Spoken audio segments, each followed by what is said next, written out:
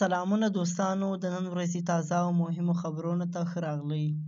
د طالبانو د کندهار ولایت مطبوعاتي ادرس لیکلی دی چې د دوی د اطلاعاتو او فرهنګ ریاست له لوري د سپین بولدک ټولو ښوونځیو او مدرسو ته د امارت پیژندنې کتاب ازموینې اخیستلو په موخه ویشل شوی دی. اعلامیه کې ویلي شوي دي دغه کتاب تر اوسه د سپین بولدک 95 ښوونځیو او 21 مدرسو ته ویشل شوی دی چې له زده کوونکو څخه به ازموینه پکې واخیستل شي. د دې کتاب د ویشلو موخه دا ده چې زده کوونکي د طالبانو نظام لا ډېر وپېژني. بلې خواته د افغان کډوالو لپاره د ملګرو ملتونو اعلی کمیشنري وایي په تېره یوه اونۍ کې له پاکستانه نږدې 600 راستنو شوي افغانانو کډوالو سره مرستې کړي دي او ویلي دي دغه مرستې به دغسې جاري وي.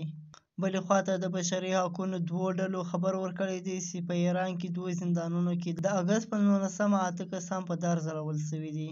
په ایران کې د بشري حقونو پر سرغړونو نظر لرونکي سازمان هالوش ویلي دي چې د مرکزي ښار یزید په زندان کې 3 بلوڅان او 2 افغانان وګړي په دار شوي دي.